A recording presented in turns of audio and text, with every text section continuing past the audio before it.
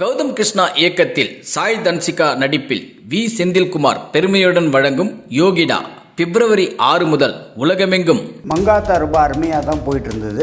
ஒன்றும் எந்த விதத்துலையும் பிரச்சனை கிடையாது. ஃபஸ்ட்டு வீக் தமிழ்நாடு அளவில் 22 ரூபா மொத்தம் கிராஸ் பண்ணியிருக்கு. ரெண்டாவது அந்த படமே ஆக்சுவலாக ஒரு வைப்பான படம் தான். அது எல்லாமே ஒன்றா சேர்ந்து அந்த படத்தை ஒரு பெரிய ஒரு வசூலை கிரியேட் பண்ணி காக்கா காக்கா வரப்போகுது, தொட்டி ஜெயா வரப்போகுது, அயன் வரப்போகுது, அண்ணாமலை வரப்போகுது, நிறைய படங்கள் வரப்போகுது. எல்லாருமே என்ன நினைக்கிறாங்கன்னா அவங்க படத்தை மறுபடியும் ஒரு தடவை போட்டு பார்க்கலாமே அப்படின்னு நினைக்கிறாங்க. அதெல்லாம் ஆக்சுவலாக நம்ம கண்ணில் பார்க்குற விஷயம் தானே. இதில் ஒன்றும் யாருமே ஒரு பொய்யாவோ ஒரு பிம்பத்தை கட்டமைச்சிட முடியாதுல்ல.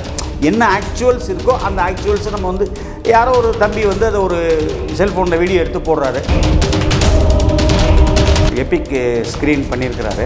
ஸோ அதுக்கு எதுவும் டேமேஜ் வந்துடக்கூடாதுன்றக்காக கம்ப்ளீட்டாக தியேட்டர் ஸ்டாஃபு பவுன்சர் எல்லாம் நிப்பாட்டி வச்சுட்டு நீங்கள் டான்ஸ் ஆடுங்க, பட் ஸ்க்ரீன் கிட்ட வந்துடாதீங்கன்றது அவங்களும் தேர் ஆல்சோ வெரி கோஆப்ரேட்டட். எல்லா இடத்துலையுமே அதை படம் பார்க்குற ரசிகர்கள் அஜித் ஸ்க்ரீனில் பார்த்தோன்னே அந்த டைலாக்ஸு அந்த ஆக்ஷன் அது இதெல்லாம் பார்க்கும்பொழுது உற்சாக மிகுதியில்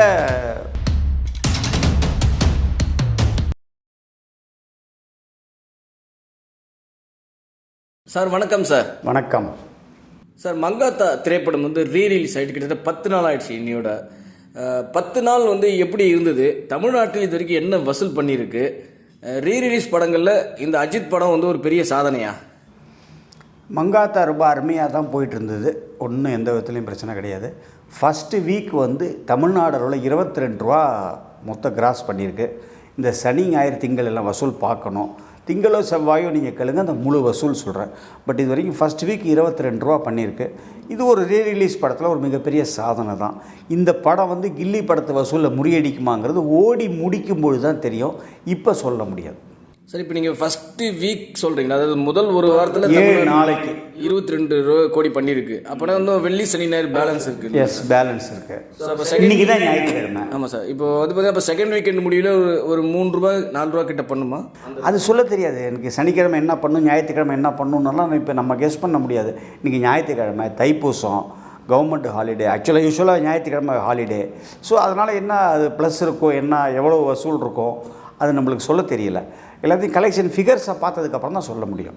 சார், இது எப்படின்னா இது அஜித்தோடைய பவர்னு எடுத்துக்க முடியுமா, இல்லை சன் பிக்சர்ஸோடைய திறமைன்னு எடுத்துக்க முடியுமா, இல்லை இந்த ஒட்டுமொத்தமாக இந்த படத்தின் மீதாவே ஒரு பஸ் இருக்குது சார், அதனால தான் சார் இந்த கூட்டம்னு எடுத்துக்க முடியுமா? நான் அப்படி தான் எடுத்துக்கிறேன். இந்த படத்து மேலே எல்லாருக்கும் பார்க்கணுன்ற ஒரு ஆர்வம் இருக்குது. ரெண்டாவது, ஏற்கனவே ஒரு இன்டர்வியூவில் உனக்கு சொல்லியிருக்கேன் நான், அஜித் ரசிகர்களை பொறுத்த வரைக்கும் குட் பேட் அக்லி 8 மாதம் ஆகிடுச்சு. இன்னொரு 7-8 மாதத்துக்கு அவங்களுக்கு படம் வரப்போகிறதில்ல. ஸோ அவங்க விரும்பக்கூடிய அவங்க நடிகரை அல்லது அவங்க ஆதர்சமாக நினைக்கக்கூடிய ஒரு பர்சனை ஸ்க்ரீனில் பார்க்கும்போது அவங்களுக்கு ஒரு ஹாப்பி. ரெண்டாவது, அந்த படமே ஆக்சுவலாக ஒரு வைப்பான படம் தான்.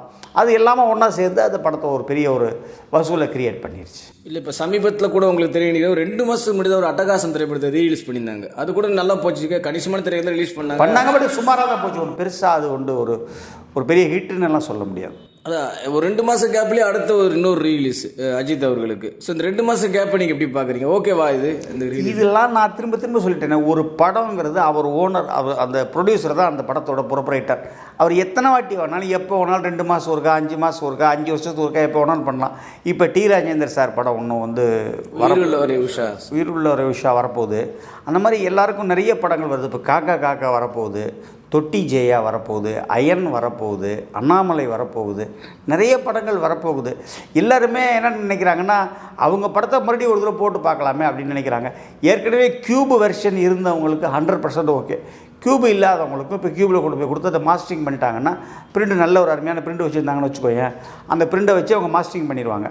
பண்ணால் ஆட்டோமேட்டிக்காக க்யூபில் வந்துட போகுது. நம்பர் ஆஃப் தியேட்டர்ஸ் அதிகமாக, ஏன்னா இப்போ ஒரு பெரிய கேப்பாக வருது. இந்த ஒரு மாதத்துக்கு பெரிய படங்கள் என்ன இருக்குதுன்னு தெரியல. எனக்கு தெரிஞ்சு மோஸ்ட்லி வந்தால் லவ்வர்ஸ் டேக்கு எல்ஐகே வரதுக்கு வாய்ப்பு இருக்குது. வேறு ஒன்றும் பெரிய படங்கள் ஒன்றும் இல்லை. மார்ச்சுக்கு அப்புறம் எலெக்ஷன் ஃபீவர் வந்துடும். எலெக்ஷன் டைமில் யாருமே படம் ரிலீஸ் பண்ண மாட்டாங்க. ஆஃப்டர் எலெக்ஷன் தான் அந்த மூக்குத்தி அம்மன் அந்த மாதிரி ஒரு சில படங்கள் வரதுக்கு வாய்ப்புகள் இருக்குது. ஸோ அந்த கேப்பை இவங்க நம்ம யூஸ் பண்ணிக்கலாமேன்னு நினைக்கிறாங்க. அது தப்பே இல்லை, குட் ஸ்ட்ராட்டஜி. இல்லை சார், பொதுமக்கள்லாம் என்ன நினைக்கிறாங்கன்னா, ஏன்னா நானே பல மக்கள்கிட்ட பேசும்போது சார் புது படத்தோட ரீலீஸ் படம் தான் சார் பார்க்க இன்ட்ரெஸ்ட்டாக இருக்குது அப்படின்றாங்க. ஸோ அந்த மாதிரி ஒரு நிலைமை தமிழ் சினிமா மாற்றிடுச்சோம் அப்படின்ற மாதிரி கேள்வி. ஒன்றும் மாறலை. இப்போது நல்ல தமிழ் படங்கள் ஓடிக்கிட்டு இருக்கு. இப்போ சிறைங்கிற படம் வந்து சிறு முதலீட்டு படம் தான், பெரிய கலெக்ஷன் பண்ணியிருக்கு. ஹாட்ஸ்பாட்டுங்கிற படம் ஒரு சாதாரண எல்லாமே புது ஆர்டிஸ்ட்டு தான். அந்த படமும் அதில் தம்பி ராமையா நல்லா பண்ணியிருக்கிறாரு, அந்த MS பாஸ்கர் நல்லா பண்ணியிருக்கிறாரு. அந்த படமும் நல்லா தான் ஓடிட்டுருக்கு. ஸோ கண்டென்ட் நல்லா இருந்தால் எப்போவுமே எல்லா படமுமே ஓடும். இது ரொம்ப நாளாக நான் சொல்லிகிட்டு இருக்கிற ஒரு விஷயந்தான் இது. இல்லை சார், இப்போ பார்த்து உங்களுக்கே தெரியும், கண்டினியூவாக வந்து ரீலீஸ் படங்கள் வந்து வெயிட்டிங்கில் இருக்குது. காக்கா ரிலீஸ் ஆக போகுதுன்றாங்க.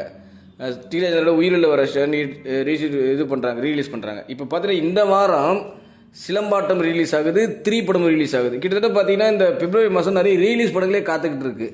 ஸோ இந்த பிப்ரவரி மாதம் வந்து எப்பவுமே ஒரு ட்ரையாக இருக்கிற மாதனால ரிலீஸ் பண்ணுறாங்களா, அப்படி எடுத்துக்க முடியுமா? ட்ரையாக இருக்கிறதுனால இல்லை, வேறு கண்டென்ட்டு பெருசாக வராமல் இருக்கிறதுனால இவங்க நிறைய ரிலீஸ் பண்ணுறாங்க.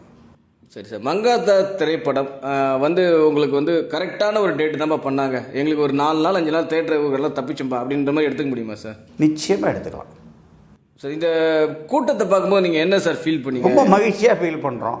அந்த சாங்குக்கெல்லாம் போய் அந்த ஸ்க்ரீன்கிட்ட போய் அந்த பிள்ளைகள்லாம் அந்த டான்ஸ் பண்ணியே உன்னோட வீடியோவில் சொல்லியிருந்தேன். இன்னென்ன தேட்டரில் கோயம்புத்தூர் KG பிக் சினிமாஸு, மலேசியாவை எங்கேயோ ஒரு வெளிநாடு ஒரு தேட்டரெல்லாம் சொல்லியிருந்தேன். அதெல்லாம் ஆக்சுவலாக நம்ம கண்ணில் பார்க்குற விஷயம் தானே. இதில் ஒன்றும் யாருமே ஒரு பொய்யாவோ ஒரு பிம்பத்தை கட்டமைச்சிட முடியாதுல்ல. என்ன ஆக்சுவல்ஸ் இருக்கோ அந்த ஆக்சுவல்ஸை நம்ம வந்து யாரோ ஒரு தம்பி வந்து அதை ஒரு செல்ஃபோனில் வீடியோ எடுத்து போடுறாரு, அது அப்படியே வைரல் ஆகுது. ஸோ எல்லாமே ஆக்சுவல்ஸ் தான், நாட் கிரியேட்டட். சார், ஒரு விஷயம் கேட்கணும்னு தோணுது. எனக்கு தெரிஞ்சு வந்து நம்ம கேளம்பாக்கம்னு நினைக்கிறேன், ராக்கி சினிமாஸ் புதுசாக ஓப்பன் பண்ணியிருந்தாங்க, பொங்கல் இப்போ தான் ஓப்பன் பண்ணியிருந்தாங்க. அந்த திரையரங்கில் 23ஆம் தேதி எபிக் ஸ்க்ரீனில் வந்து மங்காத்தா போட்டதாக ஒரு செய்தி சார். உண்மைதான், முற்றிலும் உண்மை. சென்னையிலே ஃபஸ்ட்டு எபிக் ஸ்க்ரீன், சென்னையிலே first epic screen Coimbatore Kelambakkam Rakki cinemas OMR தான். அதில் வந்து இது போட்டது ஆக்சுவலாக மங்காத்தா வந்து எப்பிக்கில் போட்டது. இல்லை, அது ஏதோ பவுன்சஸ்லாம் நிற்க வச்சாங்க ஃபஸ்ட்டு, அது ஈவினிங் ஷோ ஏதோ சொல்லியிருந்தாங்க, ஸ்க்ரீன் எதனா பண்ணிட்டு போகிறாங்கன்ட்டு. அது வந்து ஒரு பெரிய இன்வெஸ்ட்மெண்ட்டில் அவர் அந்த எப்பிக் ஸ்க்ரீன் பண்ணியிருக்கிறாரு. ஸோ அதுக்கு எதுவும் டேமேஜ் வந்துடக்கூடாதுன்றதுக்காக கம்ப்ளீட்டாக தியேட்டர் ஸ்டாஃபு பவுன்சர் எல்லாம் நிப்பாட்டி வச்சுட்டு நீங்கள் டான்ஸ் அடங்க பட் ஸ்க்ரீன் கிட்ட வந்துடாதீங்கன்றது அவங்களும் தேர் ஆல்சோ வெரி கோஆப்ரேட்டட். சார், பொதுவாக வந்து ரீரிலீஸ் படங்கள் வந்து உங்களுக்கே தெரியும் நினைக்கிறேன். மேக்ஸிமம் வந்து பார்த்திங்கன்னா இந்த செலிப்ரேஷன் தேட்டரில் பெருசாக கொண்டாடுவாங்க, உங்களுக்கு தெரியும். அந்த மாதிரி ஒவ்வொரு ஊர்லேயும் ஒரு செலிப்ரேஷன் ஒரு தேட்டர் வச்சுருப்பாங்க, அந்த தேட்டரில் ஃபேன்ஸ் செலிப்ரேட் பண்ணுவாங்க. ஆனால் இந்த திரைப்படம் வந்து மல்டிப்ளெக்ஸ்லாம் கூட ரொம்ப இது பண்ணியிருந்தாங்க. நீங்கள் கவனிச்சிருப்பீங்கன்னா கூட உங்கள்கிட்ட வீடியோஸ்லாம் காமிச்சேன், ஒரு VR மால். ஏன்னா நான் VR மாலில் பல படங்கள் பார்த்துருக்கேன். புது படத்தை கூட சும்மா கை தட்டுவாங்க, உட்காந்துருப்பாங்க, தவிர யாரும் எழுந்துலாம் போயிட்டு ஆடினது கிடையாது. எப்படி சார் இது வந்து மல்டிப்ளெக்ஸ் அலௌடு உண்டா இந்த மாதிரி இது பண்ணுறது? இதில் அலௌடு உண்டா இல்லையாங்கிற மாதிரி சட்டமாக இதை பார்க்க முடியாது. அந்த சுச்சுவேஷனில் அந்த பிள்ளைகளுடைய ஒரு ஆர்வ மிகுதி. பட் அதனால் எங்களுக்கு எந்த டேமேஜஸ் வந்துடக்கூடாதுன்னு தான் நம்ம அவங்கள்ட்ட ரொம்ப கண்ணுங்கருத்தமாக கேட்டுக்கிறோம். அது இல்லாமல் அவங்க இந்த பிள்ளைகள் பார்த்துக்கணும், அவ்வளோதான். இல்லை, அதான் மல்டிப்ளெக்ஸ்லேயும் பெரும்பாலும் வந்து இந்த மாதிரி வந்து ரொம்ப ஒரு பெரிய ஆர்ப்பாட்டம். உங்களுக்கே தெரியும், நீங்களே மல்டிப்ளெக்ஸ் பல படங்கள் பார்த்துருப்பீங்க, எல்லாம் உட்காந்து கை தட்டுவோம், ஆர்வம் பண்ணுவோம். இப்போ நீங்கள் என்ன சொல்ல வரீங்கன்னு எனக்கு புரியல. இது வந்து மல்டிப்ளெக்ஸ் ஆர்வ மிகுதின்னு சொல்லிட்டேன், முடிஞ்சு போச்சு. இதில் மல்டிப்ளெக்ஸ் சிங்கிள் ஸ்க்ரீன்லாம் ஒன்றும் இல்லை. எல்லா இடத்துலையுமே அதை படம் பார்க்குற ரசிகர்கள் அஜித் ஸ்க்ரீனில் பார்த்தோன்னே அந்த டைலாக்ஸு அந்த ஆக்ஷன் அது இதெல்லாம் பார்க்கும்பொழுது உற்சாக மிகுதியில் டான்ஸ் பண்ணுறாங்க. அதனால் நம்ம ப்ராப்பர்ட்டிஸ்க்கு எந்த விதமான சேதமும் இல்லாமல் இருந்ததுன்னா இட் இஸ் வெரி குட். இல்லை, சமீபத்தில் கூட சார் இப்போ வந்து ரஜினிகாந்த் பிறந்தநாள் அப்போ வந்து முதல்ல அண்ணாமலை தான் வரதா இருந்தது. அதுக்கப்புறம் சில காரணங்களால் வரல, அப்புறம் எஜமான் வரதா இருந்தாங்க. எஜமானும் வரல, படையப்பா தான் வருது அப்படின்ற மாதிரி அப்புறம் அவங்களே அஃபிஷியலாக சொன்னாங்க. அதுவும் நல்ல ஒரு பாக்ஸ் ஆஃபீஸ் நல்ல ஒரு வரவேற்பு பெற்றது. இப்போ அண்ணாமலை வந்து ரெடியாக இருக்கா சார் அடுத்தது? இல்லை, அண்ணாமலை எப்போ வருது, எஜமான் எப்போ வருதுனால எனக்கு தெரியாது. வரும்போது அனௌன்ஸ் பண்ணுவாங்க.